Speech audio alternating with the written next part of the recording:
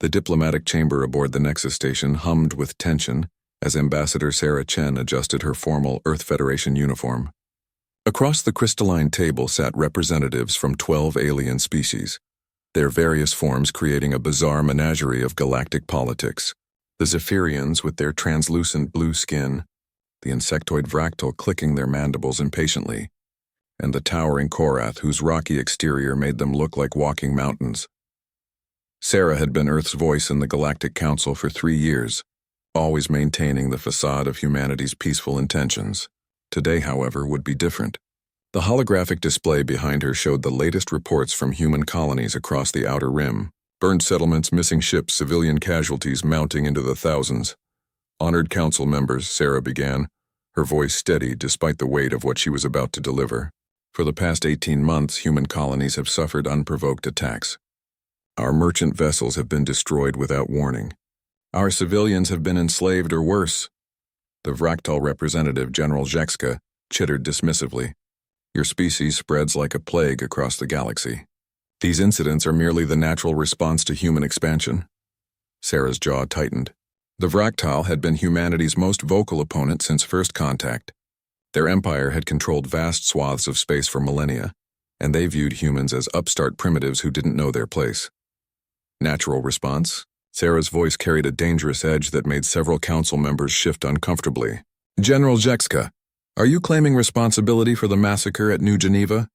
For the slave raids on Kepler Station? The insectoid general's compound eyes gleamed with what might have been amusement. I claim nothing, but neither do I weep for the consequences of your reckless expansion. Around the table, other representatives remained silent. The Korath delegation stone-faced as always, the Zephyrians whispering among themselves in their musical language. Sarah realized with growing clarity that humanity stood alone. Very well, Sarah said, reaching into her diplomatic pouch. She withdrew a simple data pad, its surface gleaming under the chamber's artificial lights. Then I am authorized to deliver this final communication from the Earth Federation Council.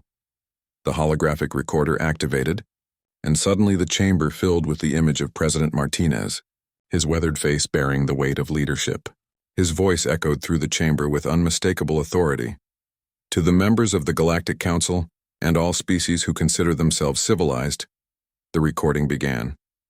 For 3 years, humanity has sought peaceful coexistence. We have followed your laws, respected your borders, and contributed to galactic commerce. We have shared our technology, our culture, and our friendship freely.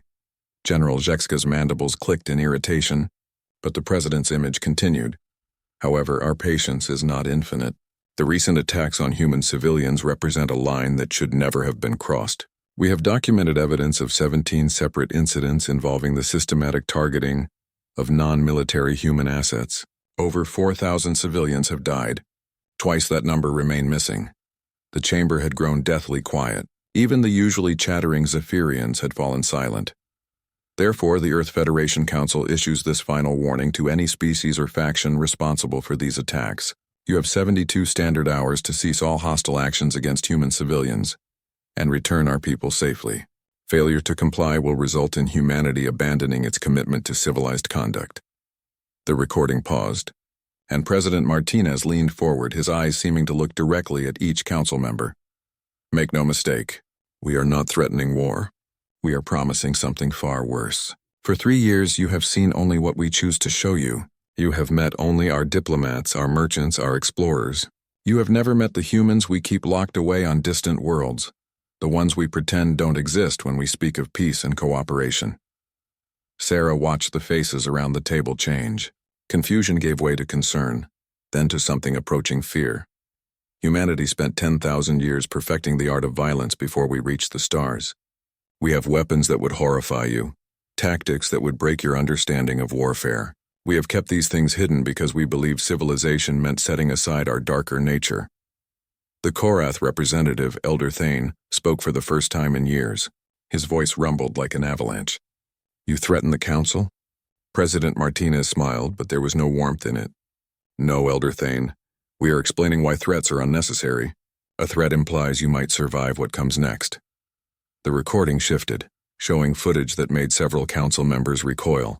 Human soldiers in power armor moving through alien environments with predatory grace. weapons that turned matter itself into energy, ships that seemed to bend space around them. These images are from our military exercises, conducted in systems far from galactic civilization.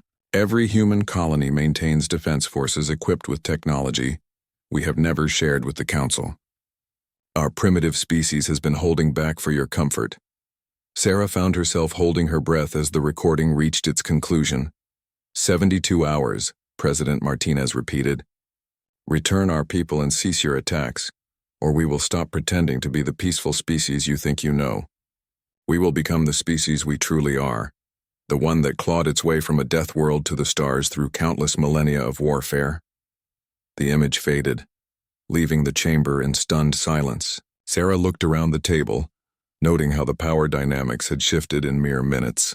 The arrogant dismissal in General Jexka's posture had been replaced by calculating wariness. Ambassador Chen, the Zephyrian delegate's musical voice broke the silence. Is this recording authentic? Sarah nodded slowly. Every word. The Earth Federation Council has authorized me to negotiate the terms of compliance, but only for the next 72 hours. After that, all diplomatic immunity is revoked. General Jexka's mandibles clicked rapidly, a sign of agitation among his species. This is madness. You would abandon the principles of civilized society? We would abandon the pretense, Sarah corrected. Civilization is a luxury we afford ourselves when our children are safe. When they are not, we become something else entirely. She stood, gathering her materials with deliberate calm. The timer begins now. I suggest you use the time wisely.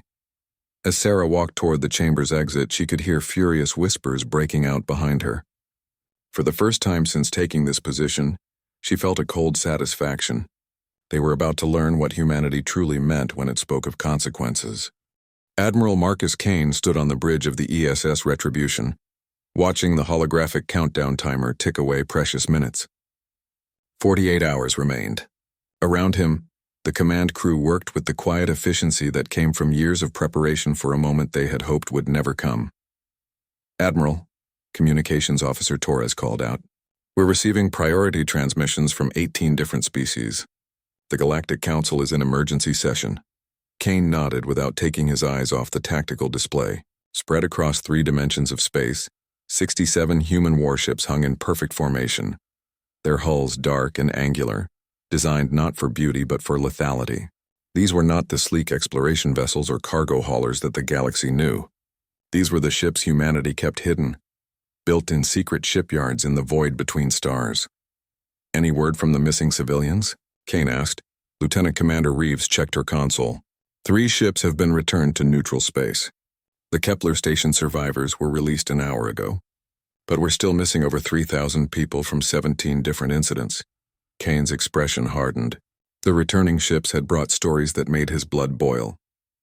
Medical experiments, forced labor, worse things that his people would carry in their nightmares forever. The galaxy had mistaken humanity's restraint for weakness, and now they were about to learn the difference. Admiral, incoming transmission from the Vractal Empire, Torres announced. It's General Jexka himself. The main screen flickered to life, revealing the insectoid general in what appeared to be a military command center. His compound eyes reflected the red warning lights flashing around him. Admiral Kane. Jexka's voice carried a different tone than the arrogance he had displayed in the council chamber. I am authorized to negotiate the return of human civilians in Vractal custody. Kane stepped forward, his hands clasped behind his back. General, 24 hours ago you denied any involvement in attacks on human civilians. Now you wish to negotiate their return. How interesting. Jexka's mandibles clicked nervously. The situation has become more complex than initially understood. Perhaps mistakes were made by rogue elements within our empire. Mistakes, Kane repeated slowly. Is that what you call the children taken from New Geneva? The researchers who disappeared from the Titan mining station? The general's image wavered slightly, suggesting interference in the transmission. We are prepared to return all human civilians in our custody immediately. In exchange, we ask that the Earth Federation reconsider its ultimatum. Kane smiled, but there was no humor in it. General, you seem to misunderstand the nature of our message. This was not an ultimatum. It was a warning. The time for negotiation ended when your people decided human children were acceptable casualties. Behind him, Kane heard the subtle shift in his crew's posture. They had all volunteered for this mission, knowing what it might cost. Every one of them had lost someone in the attacks. Every one of them was ready to show the galaxy what humanity looked like when the gloves came off. However, Kane continued, I am authorized to accept the return of our people as a gesture of good faith. You have 6 hours to deliver them to neutral space at the following coordinates. Kane nodded to Torres, who transmitted a set of spatial coordinates. Admiral, Jexka pressed, what assurance do we have that humanity will honor the spirit of peaceful coexistence if we comply? Kane's expression grew cold. General, you attacked our civilians because you thought we were weak. You tortured our people because you thought we were helpless. You enslaved our children because you thought we were cowards. What assurance do you think you deserve? The transmission cut to static, leaving the bridge in tense silence. Kane turned to his tactical officer. Commander Sarah, status on the other fleets? Commander Sarah Park consulted her displays. Admiral Chen's force is holding position near the Korath border. Admiral Okafor reports ready status from the Zephyrian frontier. All 17 fleets are in position and awaiting orders. Kane nodded. The public knew about Earth's 3 main fleets, the ones that participated in joint exercises and diplomatic shows of force. They had no idea that humanity had been building war fleets in the dark spaces between stars for over a decade, ships designed with one purpose in mind, to show the galaxy what a species that had perfected warfare looked like when it decided to stop playing nice. Sir, Lieutenant Commander Reeves spoke up. I'm reading massive fleet movements across fractal space. It looks like they're mobilizing everything they have. Of course they are, Kane replied. They think this is a conventional war. They think if they mass enough ships, they can force us back to the negotiating table. Commander Park looked up from her station. Admiral, we're detecting similar mobilizations from 6 other species. The Korath are moving their battle groups into defensive positions. Even the Zephyrians are activating their military. Kane walked to the observation deck, looking out at the stars. Somewhere out there, human civilians were still being held against their will, still suffering because their captors thought humanity was too civilized to respond with real violence. Sir, Torres called out. Priority message from Earth Command. The holographic projector activated, showing Admiral Elizabeth Cross, commander of Earth's military forces. Her face was grim. Marcus, we've intercepted communications suggesting a coalition is forming against us. 18 species are discussing a preemptive strike to force us back into compliance with galactic law. Kane felt a cold satisfaction. Let them come, Elizabeth. They still don't understand what they're dealing with. The civilian evacuation is complete, Admiral Cross continued. All human colonies have been moved to defended systems. Our people are as safe as we can make them. And the special weapons? Authorized for deployment if the deadline passes without full compliance. Marcus, once we cross this line, there's no going back. The galaxy will never see us the same way again. Kane thought of the reports from the returned civilians, the medical experimentation, the forced labor, the children who would never be the same. Maybe it's time they saw who we really are. The transmission ended, leaving Kane alone with his thoughts. Around him, his crew continued their preparations with the quiet professionalism that had made humanity's military forces the most effective in the galaxy, even if the galaxy didn't know it yet. 46 hours remained. Soon, the universe would learn why humans had conquered a death world and made it into a garden. They would understand what it meant to be the descendants of predators who had turned cooperation into an art form and violence into a science. Kane returned to his command chair. All stations maintain combat readiness. When the deadline expires, we show them what civilization really costs. Dr. Elena Vasquez stood in the medical bay of the refugee ship New Hope, her hands shaking as she examined another survivor returned from Vractal custody. The young woman before her, barely 20 years old, bore scars that would never fully heal. Neural interface ports drilled into her skull, surgical marks along her spine where alien technology had been grafted and removed. They called it research, the survivor whispered, her voice hollow. Said they needed to understand human neural patterns. There were dozens of us, maybe hundreds. Elena forced her expression to remain professional, but inside she felt the same cold rage building that she knew was spreading across human space. These weren't the first returnees. In the past 24 hours, 7 ships had brought back survivors from various alien territories. Each one carried stories that reinforced why humanity's deadline was not negotiable. Captain Rodriguez entered the medical bay, his face grim. "Doctor, we've received new intelligence from Earth Command. You need to see this." Elena followed him to the ship's intelligence center, where holographic displays showed intercepted communications and tactical analyses. What she saw made her stomach clench. "This is from the Korath mining operation at Deneb 7, Rodriguez explained, activating a recording. "Our people were being used as test subjects for experimental mining equipment. The mortality rate was 96%.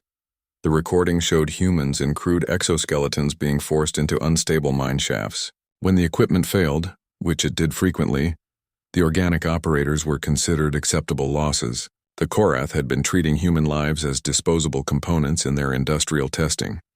Here's what the Zephyrians have been doing," Rodriguez continued, switching to another file. "They've been harvesting human genetic material to enhance their own reproductive capabilities." Elena watched in horror as the evidence unfolded.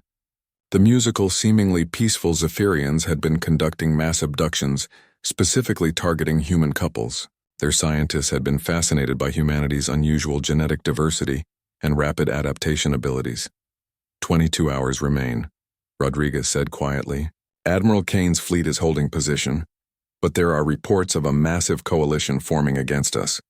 16 species have pledged military support to resist what they're calling human aggression." Elena laughed bitterly. "Aggression? We gave them 3 years of peaceful cooperation, and they responded by treating us like laboratory animals." "The galaxy sees it differently," Rodriguez replied. "To them, we're the newcomers who are threatening the established order. They don't understand that restraint and weakness are not the same thing." Elena returned to her patients, but her mind was elsewhere. She thought of her brother Miguel, who had been part of the first wave of human colonists. His settlement on Kepler Prime had been overrun 8 months ago. For 8 months she had wondered if he was alive. What might be happening to him? 3 hours later, her question was answered. "Dr. Vasquez to the docking bay immediately." The ship's intercom crackled. "Emergency medical response required."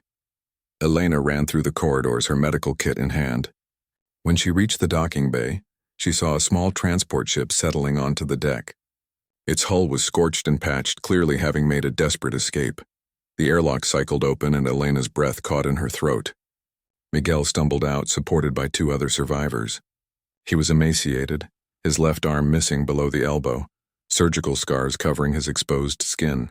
But he was alive. "Elena!" His voice was weak, but his eyes focused on her with recognition. "They said you were dead. They said Earth had abandoned us." Elena caught him as he collapsed, her professional training warring with her emotional response. "I'm here, Miguel. You're safe now." As her medical team stabilized the survivors, Miguel gripped her hand with desperate strength. "Elena, you have to tell them. The things we saw, the things they did to us. They have facilities we never knew about. Thousands of our people, maybe tens of thousands. What do you mean?" Miguel's eyes were haunted. "The Vraktal weren't just conducting experiments. They were selling human subjects to other species. We were livestock to them, breeding stock for their allies."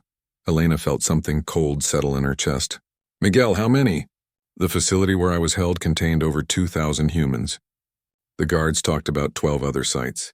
Elena, they've been doing this for 2 years, ever since first contact." Elena looked around the medical bay at the other survivors. Each one represented dozens more who hadn't made it back. Each scar, each missing limb, each haunted expression was proof that humanity's restraint had been interpreted as invitation. "Doctor," one of her nurses called out, "we have a priority communication from the fleet." The holographic display activated, showing Admiral Kane on the bridge of the Retribution. His expression was granite hard. "Dr. Vasquez, I understand you've received additional survivors. Admiral, the situation is worse than we thought. They've been operating breeding programs, Admiral. Human breeding programs." Kane's expression didn't change, but Elena saw his hands tighten into fists. "Doctor, in 18 hours this ends. One way or another. Admiral, Miguel says there are facilities we don't know about. Thousands more humans in captivity." "We know," Kane replied quietly. "Our intelligence sources have confirmed 12 major sites and dozens of smaller operations. Some of our people have been in captivity since first contact." Elena felt the weight of that revelation. While humanity had been playing the role of peaceful newcomers, their people had been disappearing into alien laboratories and breeding facilities. Doctor, I need you to document everything. Every scar, every procedure, every story. When this is over, the galaxy needs to understand why we did what we're about to do. The transmission ended, leaving Elena alone with the evidence of galactic civilization's true nature. She looked at Miguel, at the other survivors, at the scars that would never fully heal. For 3 years, humanity had believed that showing restraint would earn them respect. Instead, it had marked them as prey. The galaxy's response to human cooperation had been exploitation, experimentation, and enslavement. Elena began her documentation, knowing that each recorded testimony was another nail in the coffin of the old galactic order. Soon, the universe would learn what happened when a species that had evolved through millions of years of survival finally decided that cooperation had failed. The timer continued to count down. 18 hours remained until humanity stopped pretending to be civilized. General Jexka stood in the command center of the Vrachtal Empire's greatest battleship, the Dominion's Claw, surrounded by tactical displays showing the largest military mobilization in galactic history. 18 species had pledged their fleets to what they called the Stabilization Coalition. Nearly 4,000 warships spread across 3 sectors of space, all converging on human positions. Status report, Jexka demanded, his mandibles clicking with nervous energy. Admiral, all coalition fleets are in position, his tactical officer reported. The Korath Heavy Fleet brings 800 vessels. The Zephyrian Harmonies contribute 600. Combined, we outnumber human forces by a factor of 12 to 1. Jexka studied the tactical display. The human fleets were small, scattered, seemingly insignificant compared to the massive force arrayed against them. Yet something about their positioning bothered him. They weren't retreating or massing for defense. Instead, they held static positions at seemingly random points throughout the galaxy. Sir, his communications officer interrupted. Priority transmission from the Coalition Command Council. The holographic display activated, showing representatives from the 16 major species participating in the operation. The Korath Elder Thane spoke first, his gravelly voice filling the command center. General Jexka, our combined intelligence suggests the humans are bluffing. Their total military strength cannot exceed what we observe. Their technology, while advanced, shows no evidence of the exotic weapons claimed in their ultimatum. The Zephyrian Admiral Lyristel added her musical voice to the discussion. Our analysis indicates human society lacks the infrastructure for sustained military operations of the scale they threaten. Their colonies are too new, their industrial base too limited. Jexka felt reassured by the assessment, but something nagged at him. What of their hidden fleets? The vessels shown in their ultimatum recording? Propaganda, declared the Alteran representative. Computer-generated imagery designed to intimidate. No species could develop such capabilities in secret. Then we proceed with the operation, Jexka decided. 14 hours remain on their deadline. We strike first and end this before they can implement whatever desperate measure they're planning. 2 hours later, Jexka received reports that changed everything. Sir, urgent communication from Homeworld, his communications officer called out, voice strained. The display activated to show Supreme Commander Vexthal, the highest military authority in the Vrachtal Empire. His usually composed demeanor was cracked with visible concern. General, abort the coalition operation immediately. Supreme Commander? Sir, we have overwhelming force advantage. The humans cannot possibly... General, Vexthal interrupted, our deep space monitoring stations have detected massive energy signatures at the coordinates where human fleets are positioned. The readings are unlike anything in our databases. Jexka felt his confidence wavering. What kind of energy signatures? Spatial distortion suggesting weapons that manipulate fundamental forces. Gravitational anomalies that indicate the ability to weaponize stellar mass. General, if these readings are accurate, each human fleet position represents destructive capability equivalent to a stellar collapse event. The command center fell silent. Jexka stared at the tactical display, seeing the human positions with new understanding. They weren't positioned randomly. Each fleet hung in space near critical infrastructure, near major worlds, near the heart of each species' territory. Furthermore, Vexthal continued, our intelligence sources have intercepted human communications. General, they know about all of it. Every facility, every operation, every individual human we've held. They have detailed intelligence on our activities for the past 3 years. Jexka's compound eyes focused on a new display, showing human positions overlaid with Vractal strategic assets. Every major world, every military installation, every critical resource node was within range of a human fleet. Sir, incoming message from the human fleet, his communications officer announced. Admiral Kane appeared on the main screen, his expression calm but his eyes holding the cold certainty of a predator that had cornered its prey. General Jexka, we are detecting coalition fleet movements toward our positions. I wanted to offer you the opportunity to reconsider. Admiral Kane, Jexka managed, the coalition represents the combined military might of 18 civilized species. Surely you see the futility of resistance. Kane smiled, and Jexka suddenly understood why human expressions could be so unsettling. General, you're thinking about this incorrectly. You see 18 fleets moving to attack 67 human ships. We see 67 strategic positions, each one capable of sterilizing an entire star system.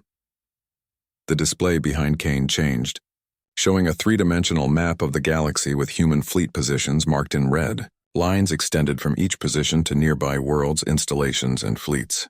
The web of potential destruction was comprehensive. You see, General, when we decided to stop being civilized, we also stopped playing by civilized rules. Each of our fleets carries what we call stellar collapse weapons. They're rather ingenious devices that manipulate the quantum structure of matter itself. Kane's expression grew colder. To demonstrate our commitment to this new approach, we'll be conducting a test in 30 minutes. I suggest you watch the Kethlar system. The transmission ended, leaving Jexka staring at the tactical display. Kethlar was an uninhabited system in neutral space, containing only a single red giant star, sir. All coalition fleets are reporting they're ready to attack, his tactical officer reported.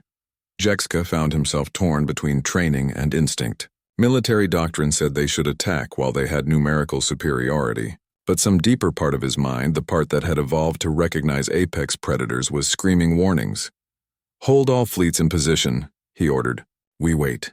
28 minutes later, every sensor in the galaxy detected what happened to the Kethlar system. The red giant star simply ceased to exist. Not exploded, not collapsed, but converted to pure energy in a manner that violated everything they knew about physics. The energy release was contained, controlled, directed outward in a beam that vaporized 3 uninhabited planets in the neighboring system, before dissipating into space. In the aftermath, as the impossible readings registered on every sensor array across known space, Jexka realized that humanity had not been bluffing. They had been patient. All coalition fleets stand down immediately, he broadcast on all frequencies. Do not approach human positions. Repeat, do not engage. His communications officer looked up with shock. Sir, we're receiving similar orders from all coalition commanders. Everyone is calling for immediate withdrawal. Jexka stared at the empty space where Kethlar had been moments before. The humans had just demonstrated the ability to delete matter from existence, and they had 66 more positions prepared to do the same thing. The galaxy had just learned that there was a difference between being civilized and being defenseless, and they had 12 hours to return every human civilian or find out exactly how many stars humanity was willing to extinguish to make their point. Emergency evacuation sirens wailed across the Korath homeworld of Granite Prime as Elder Thane stood in the planetary command center, watching his people abandon cities that had stood for 10,000 years. The demonstration at Kethlar had changed everything. In one impossible moment, humanity had proven they possessed technology that could unmake reality itself. Status report, Thane demanded, his rocky features betraying none of the fear he felt. Elder, 90% of our primary cities are evacuating, his aide reported. The humans have made no aggressive moves, but their fleet position near our system means we're within range of their stellar weapons.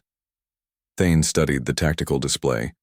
The human fleet hung in space like a patient predator, close enough to demonstrate their reach but far enough to avoid being seen as immediately threatening. It was a masterful psychological position. Any word from the other coalition members? Sir, the Zephyrians are in full retreat.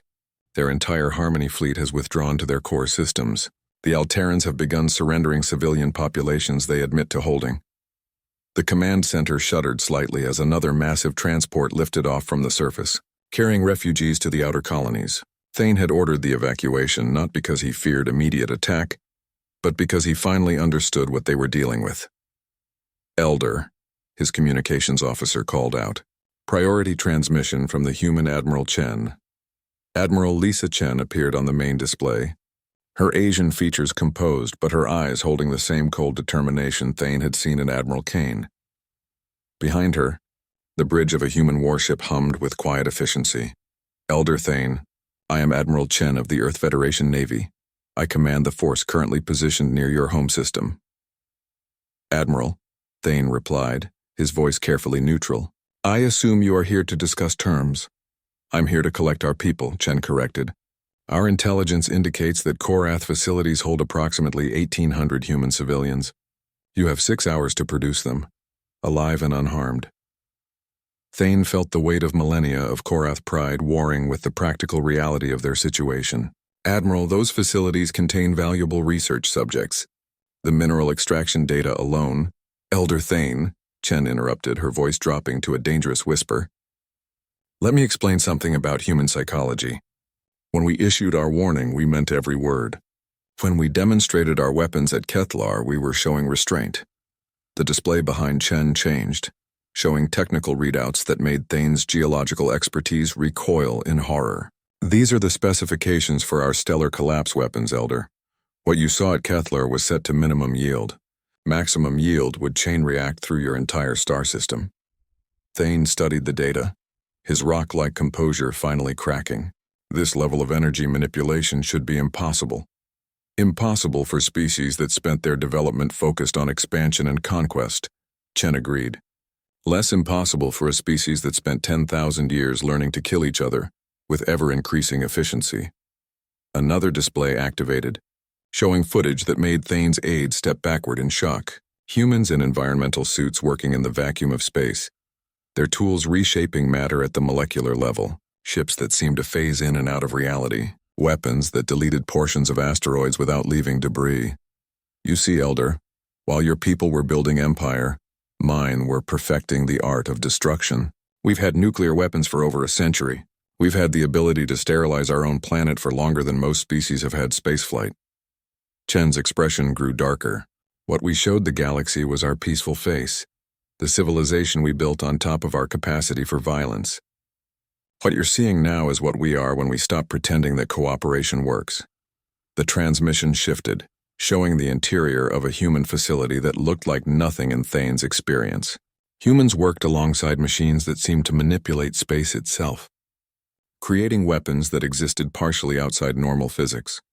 This is Research Station Omega, one of 17 facilities where we develop technologies too dangerous for civilian knowledge. We've been building these weapons for decades hoping we'd never need them. Thane found his voice. Why?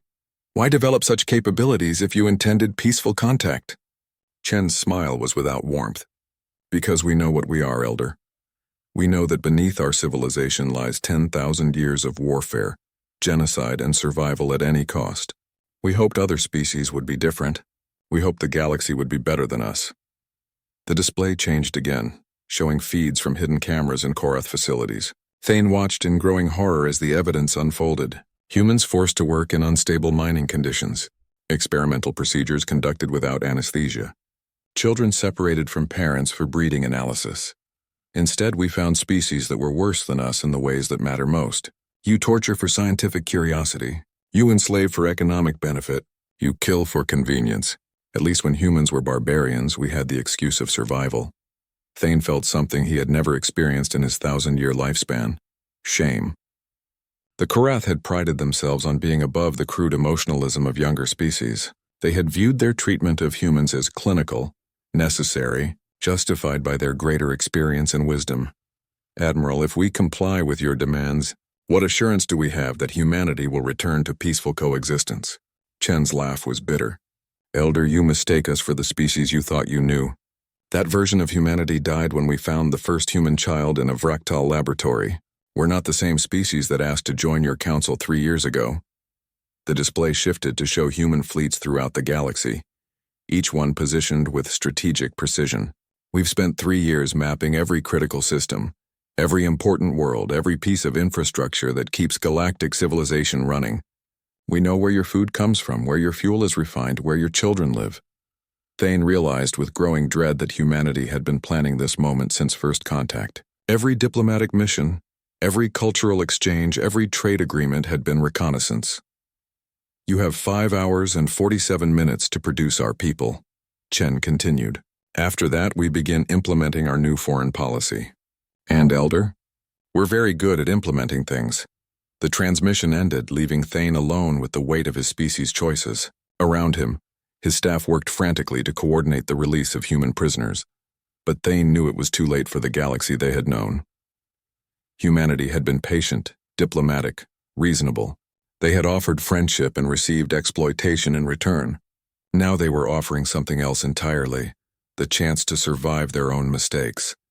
Contact all facility commanders, Thane ordered. Begin immediate release of all human subjects. Full medical support, transportation, whatever they need. Yes, Elder, his aide replied. But sir, what about the research data? The mineral extraction projects? Thane looked up at the display showing the human fleet, those patient predators waiting in the dark. Destroy it all, everything. We're going to comply completely, and then we're going to hope they remember that we cooperated when they decide what the new galaxy looks like. 5 hours remained. 5 hours for the Korath to prove they could learn from their mistakes before humanity showed them the consequences of failing to evolve.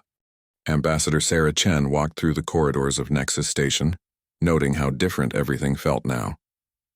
The same diplomatic spaces, the same crystalline walls, but the atmosphere had changed completely. Where once there had been the comfortable arrogance of established power, now there was fear. Alien species that had barely acknowledged her presence 3 days ago now watched her every movement with a mixture of terror and desperate hope. She had become something new in galactic politics. Humanity's face on consequences. The emergency session of the Galactic Council was unlike anything in the institution's history. Every member species had sent their highest-ranking officials. Even normally isolationist cultures had dispatched representatives. The chamber hummed with dozens of different forms of panic. Sarah took her seat at the human delegation table, alone as always. But the isolation felt different now. Before it had been the loneliness of the outsider. Now it was the solitude of the apex predator. The emergency session will come to order, announced Chancellor Merixtal of the Alterans, his usual bombastic manner replaced by nervous precision. We are here to address the current crisis in human-galactic relations. Sarah stood slowly, her movements deliberate. Chancellor, with respect, there is no crisis in human-galactic relations. There is a reckoning. The chamber fell silent. Even the usually chattering Zephyrians had gone quiet. 3 hours remain on our deadline, Sarah continued. In that time, we have received the return of approximately 60% of our people. This is progress. General Zekska, looking diminished from his usual commanding presence, clicked his mandibles nervously. Ambassador Chen, the Vractal Empire has released all humans from documented facilities. If there are others, we need time to locate them. Sarah accessed her datapad, her expression unchanging as she read the latest intelligence reports. General, our reconnaissance indicates 17 additional facilities that have not reported releases. Shall I provide coordinates? The question hung in the air like a physical weight. Sarah was offering information that proved humanity had intelligence assets throughout Vractal space, had been monitoring their activities in detail, had been watching and waiting. Furthermore, Sarah continued, our medical teams have examined the returned civilians. The evidence of systematic torture, medical experimentation, and forced labor has been enlightening. She activated the chamber's holographic display, showing medical reports that made several delegates recoil in disgust. Neural interface damage, surgical scarring, psychological trauma that would require years of treatment. These reports will be forwarded to Earth Command in approximately 2 hours and 47 minutes. At that time, our government will make decisions about how to proceed based on the evidence we have gathered. Elder Thane of the Korath stood, his massive frame dominating his section of the chamber. Ambassador, the Korath Republic has complied fully with human demands. All prisoners have been released, all facilities closed, all research data destroyed. Yes, Sarah acknowledged. Your compliance has been noted and will be included in our assessment. The simple statement carried implications that terrified the assembled delegates. Humanity was keeping score. They were documenting cooperation and resistance with the clinical precision of a species preparing for judgment. Chancellor Merricktal attempted to regain control of the situation. Ambassador Chen, surely there is a path forward that doesn't require the continued threat of stellar destruction. Sarah turned to face the Chancellor directly. There is, Chancellor. It's quite simple. Stop treating human civilians as expendable resources. But what of galactic law? What of the treaties and agreements that govern interspecies relations? Sarah's smile was colder than empty space. Chancellor, galactic law failed to protect our people. Your treaties failed to prevent our children from being used as test subjects. Your agreements failed to stop our civilians from being enslaved. She walked to the center of the chamber, her presence seeming to fill the space despite her small stature compared to many of the alien delegates. So we've decided to write new laws, human laws. They're very simple: harm our people and we harm you back. The only question remaining is the degree of harm we consider proportionate. The chamber erupted in dozens of different languages as delegates conferred frantically with their governments. Sarah waited patiently for the chaos to subside. However, she continued once quiet returned, Earth Command has authorized me to offer terms for a new framework of relations. Every being in the chamber focused on her words with desperate attention. First, all human civilians currently held by any species for any purpose will be returned immediately. No exceptions, no delays, no negotiations, she paused, letting the absolute nature of the demand settle. Second, any species, organization, or individual that has harmed human civilians will provide full reparations as determined by Earth Federation tribunals. General Zhekska's mandibles clicked rapidly. Ambassador, some of the incidents in question involved legitimate security responses to human expansion. Sarah's gaze fixed on him with predatory focus. General, are you suggesting that the children found in your breeding facilities represented a security threat? The silence that followed was deafening. Third, Sarah continued, all species will establish formal diplomatic protocols for addressing grievances with humanity.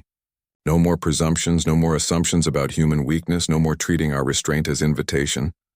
She returned to her table, gathering her materials with deliberate calm. These are not negotiations, ladies, gentlemen, and other entities. These are the terms under which humanity might consider remaining part of galactic civilization. Chancellor Merricktal found his voice. And if the Council cannot accept these terms? Sarah looked up from her papers, her expression showing nothing but cold certainty. Then you'll discover what humanity looks like when we stop participating in your civilization altogether. I think you'll find that experience more educational. The countdown timer in the chamber showed 2 hours and 31 minutes remaining. I will remain here until the deadline expires, Sarah announced. At that time, Earth Command will implement whatever policies they deem appropriate, based on the compliance we've observed. As Sarah settled into her chair to wait, she could feel the weight of galactic politics shifting around her. The age of human accommodation was ending. What came next would depend on how quickly the galaxy could learn to respect the predators they had mistaken for prey. 2 hours and 30 minutes remained for the universe to discover whether fear could teach them the wisdom that friendship had not. Admiral Marcus Kane stood on the bridge of the ESS Retribution as the final seconds of humanity's ultimatum counted down. Around him, the bridge crew maintained their positions with the quiet professionalism that had become humanity's signature. No drama, no speeches, just the cold efficiency of apex predators who had finally stopped pretending to be anything else. Final count, Admiral. Communications Officer Torres announced. 17 facilities still showing no compliance. Estimated 800 human civilians remain unaccounted for. Kane nodded slowly. In the past 72 hours, the galaxy had returned over 90% of the humans they had held. It was more than he had expected, but not enough to matter. The threshold for humanity's patience had been absolute. Every single civilian or the universe would learn what consequences meant. Fleet status. All 67 strike forces report ready, Commander Park replied. Stellar collapse weapons armed and targeted. Admiral Chen confirms Korath compliance. Admiral Okafor reports Zephyrian cooperation. But the Vractal, Alterans, and 4 minor species have failed to meet the deadline.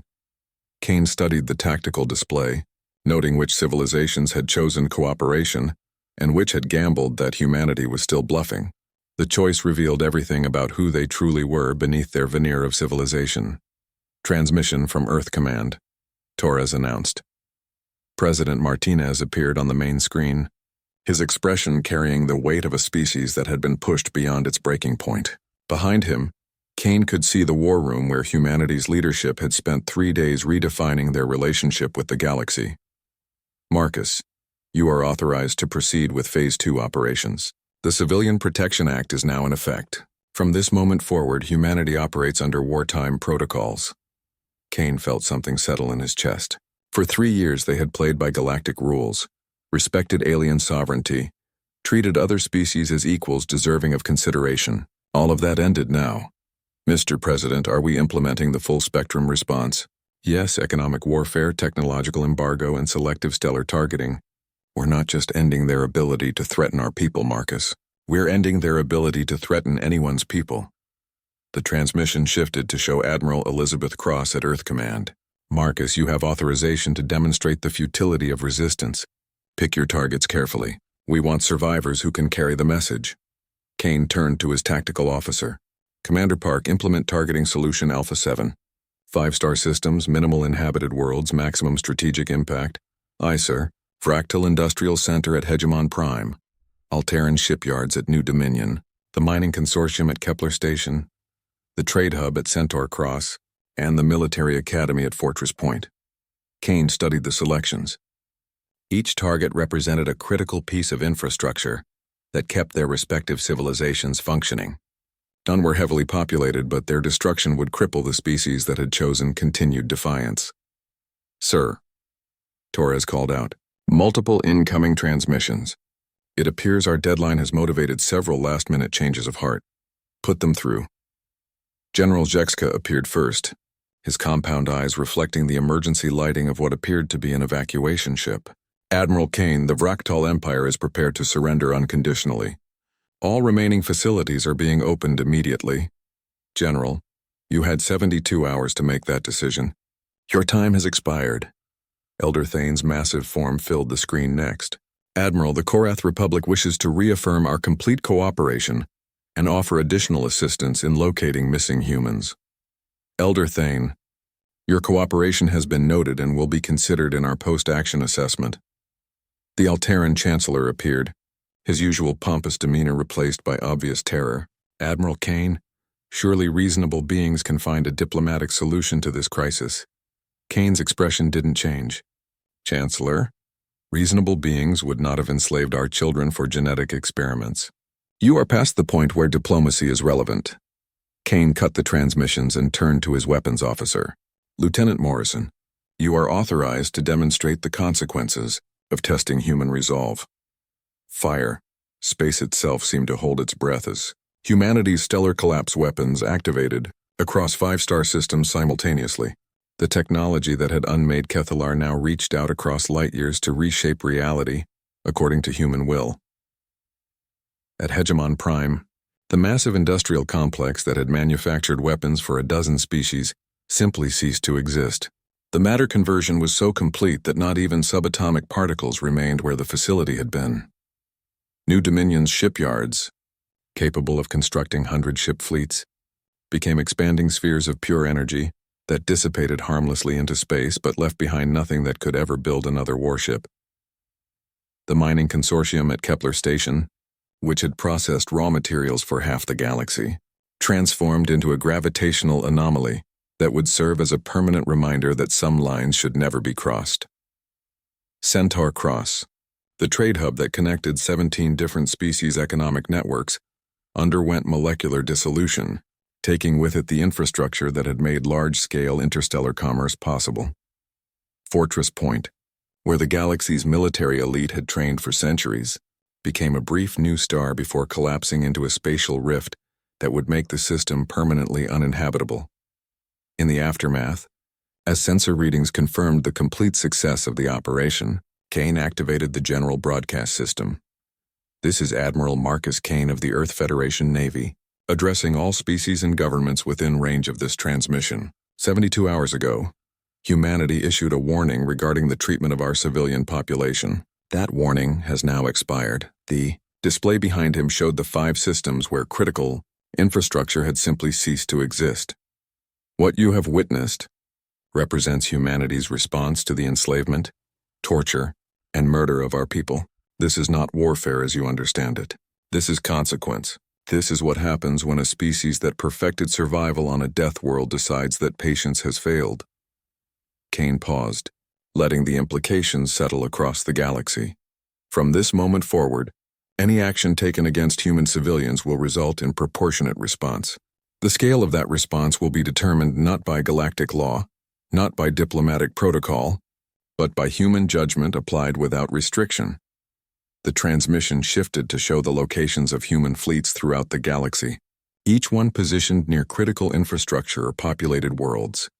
We have demonstrated the ability to delete matter from existence. We have shown that your military forces cannot protect you from technologies you do not understand. We have proven that distance and defensive systems are irrelevant when facing weapons that operate outside conventional physics. Kane's expression grew colder. The galaxy spent 3 years teaching humanity that cooperation was viewed as weakness, that restraint was seen as invitation, that our peaceful nature was interpreted as helplessness. You have succeeded in that education. We are no longer the species that sought friendship among the stars. The display changed to show footage of human survivors, their bodies bearing the scars of alien experimentation and brutality. We are now the species that ensures such things never happen again, to anyone ever. Kane turned to face the camera directly. The age of galactic civilization as you have known it has ended. What replaces it will depend on how quickly you learn to coexist with the predators you created when you mistook our mercy for weakness.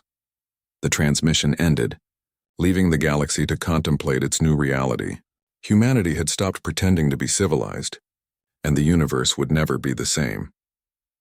In the years that followed, galactic historians would mark this moment as the end of the third age of space travel and the beginning of the human epoch, an era when the descendants of a death world taught the galaxy that there were worse things than war. There was justice, applied without mercy by those who had tried mercy and found it wanting.